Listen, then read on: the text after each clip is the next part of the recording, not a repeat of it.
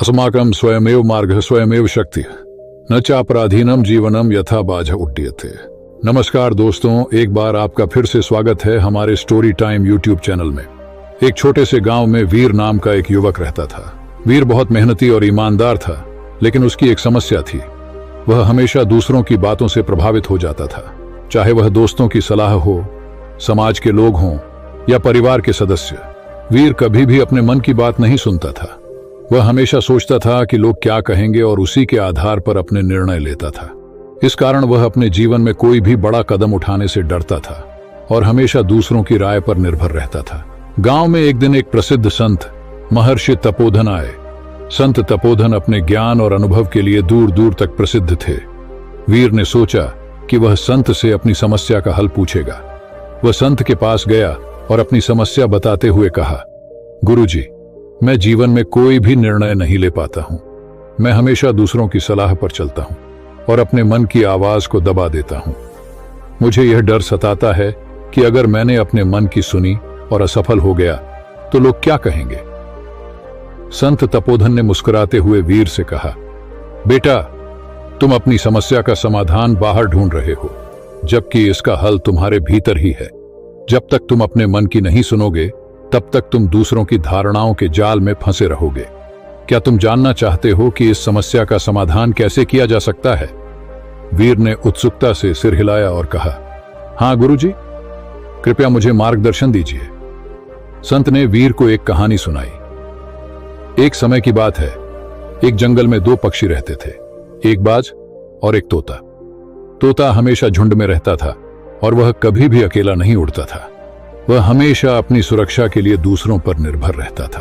दूसरी ओर बाज अकेला रहता था और ऊंची उड़ान भरता था। वह न तो किसी का अनुसरण करता था और न ही किसी से प्रभावित होता था। वह अपने शिकार को चुनता था और अपनी उड़ान को स्वयं निर्धारित करता था। एक दिन जंगल में एक भयंकर तूफान आया। तोता और उसके साथी बहुत घबरा गए। वे सोचने लगे कि अब क्या करें, किस दिशा में जाएं और किस पेड़ पर छिपें। वे एक दूसरे से सलाह लेते रहे और अपनी उड़ान को स्थगित कर दिया। अंत में तूफान ने उन्हें धराशायी कर दिया और वे अपने झुंड से बिछड़ गए।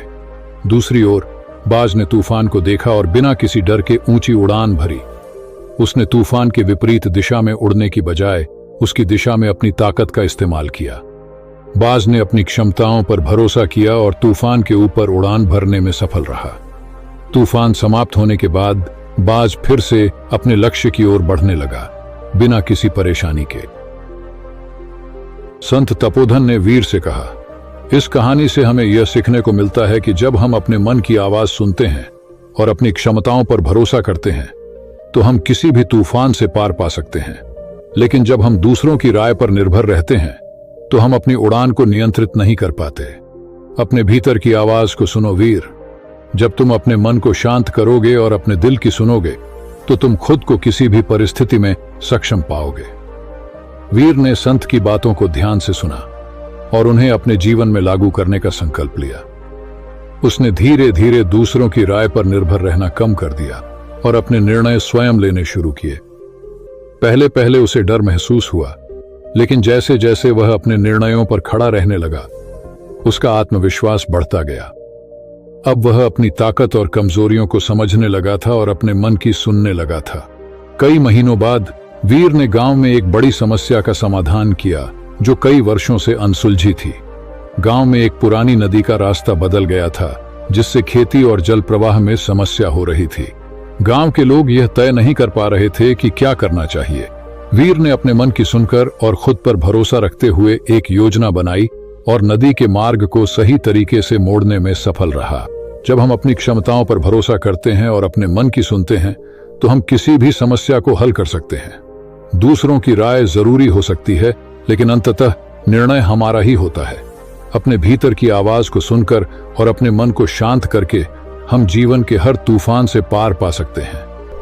दोस्तों, अगर आपको हमारा यह वीडियो अच्छा लगा हो तो हमारे स्टोरी टाइम यूट्यूब चैनल को सब्सक्राइब कर लें और वीडियो को लाइक करें, ताकि यूट्यूब और अन्य लोगों तक हमारी इस वीडियो को पहुंचा सके।